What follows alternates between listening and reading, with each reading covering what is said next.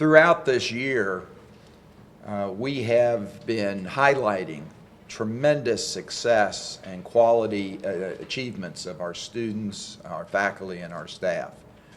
We started off the year at the beginning of the academic year talking about the tremendous record that we have in accounting, where our students have gone off and performed at the highest levels. We've recognized our national rankings in graphic design and graphic arts and many, many other areas. So it's only appropriate that we save the very best announcement to last. At the very end of this academic year, Fort Hays State University has been recognized as one of the top teacher education preparation programs, not only in the state of Kansas, but in the country. This ranking of our teacher preparation programs lists us as one of only 7 institutions nationally that had 2 of our programs ranked in the what they call top rank status, their very highest rankings. The National Council on Teacher Quality is the agency that has evaluated teacher education programs extensively for the last 2 years. And this year, they've selected our program in history and government as the 3rd highest ranked secondary education programs in the country. These things don't happen by accident, as I mentioned at the beginning of the year. Every one of these stories has a whole cast of characters that have led to the success of this achievement. We have faculty within the College of Education that have done an outstanding job, but we also have content experts in our departments like history and political science that have done an outstanding job as well. And it's this teamwork effort at Fort Hays and teacher education that really creates this kind of environment that nationally now we're recognized as not only the best in the state of Kansas, but number 3 in the entire nation in that particular area. No other Kansas institution, public or private, has earned any top rankings in this national evaluation. We're the only school in Kansas that has reached that achievement. Our commitment is not just for access.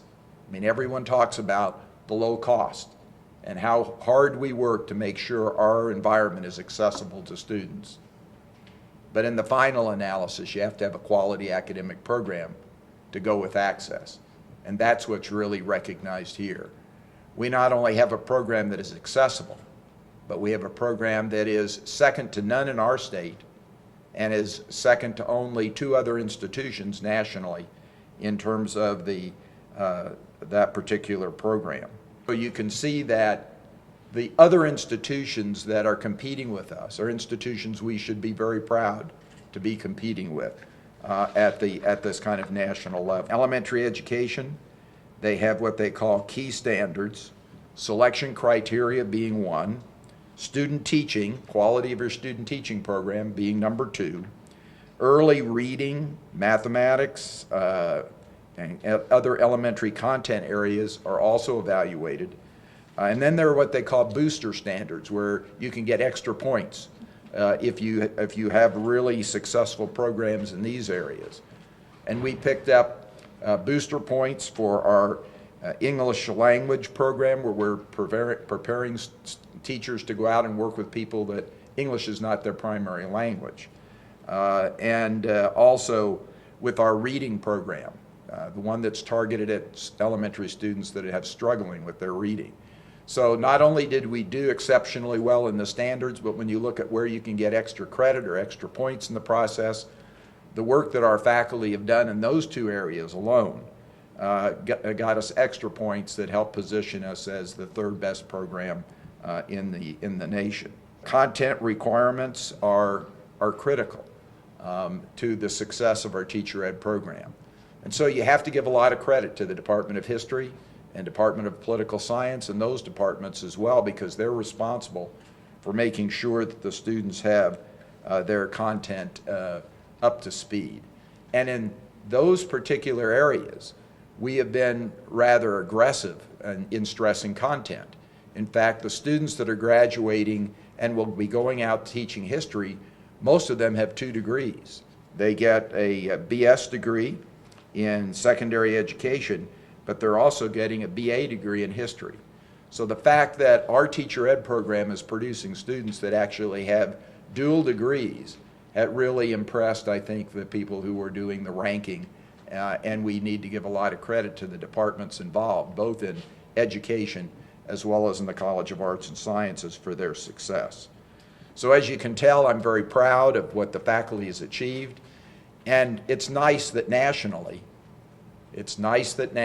someone recognizes something we've known all along, that we do an outstanding job in preparing teacher candidates for our schools throughout the state of Kansas and throughout the nation.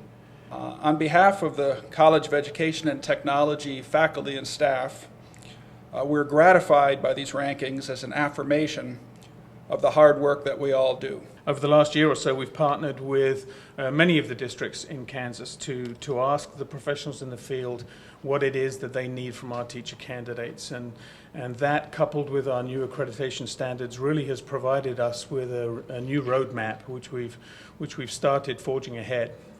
As you can tell, the reading programs have really excelled. We have great strength in that area, and I'm delighted to be able to say that our reading programs at all levels, whether that's with our ESOL program or whether it's with our Readers Who Have Difficulties programs, have been recognized as being really quite outstanding.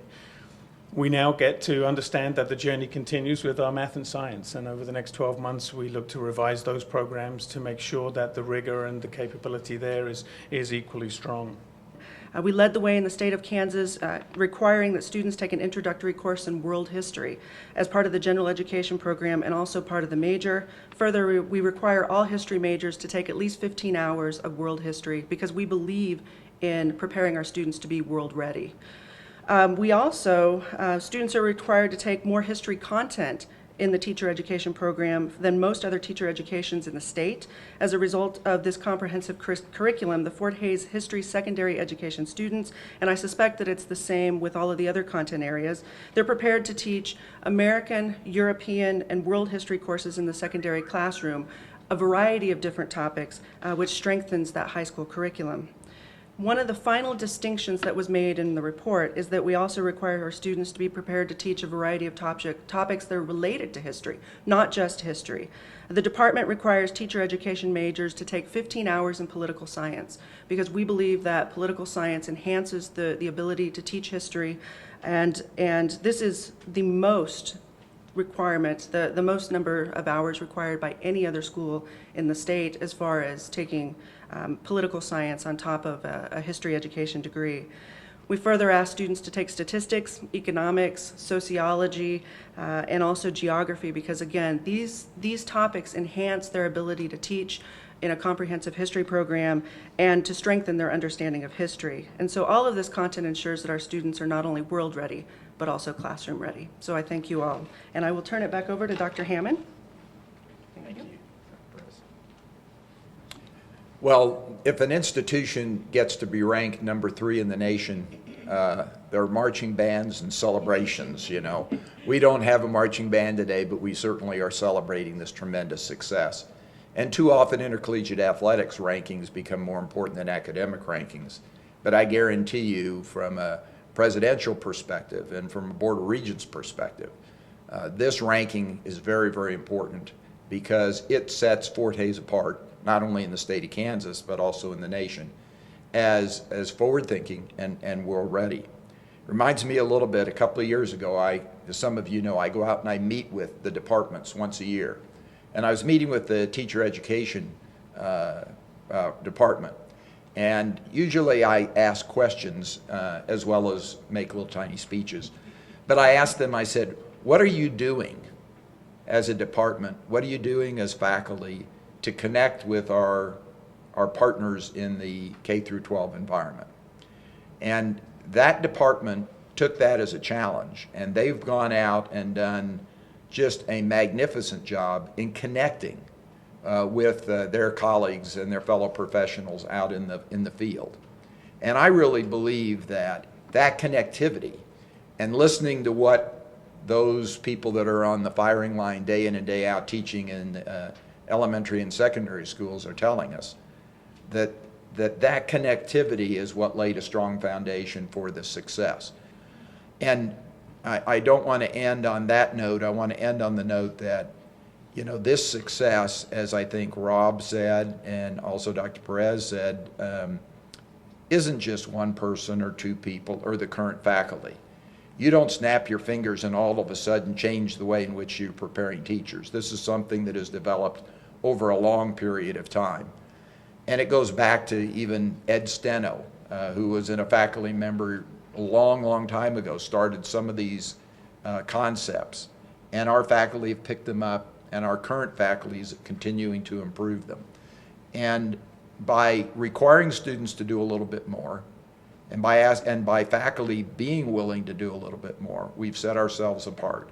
So I congratulate all the faculty in all of our content area departments, a lot of which are in the College of Arts and Sciences, but they also exist in Health and Life Sciences and the other departments, other colleges as well.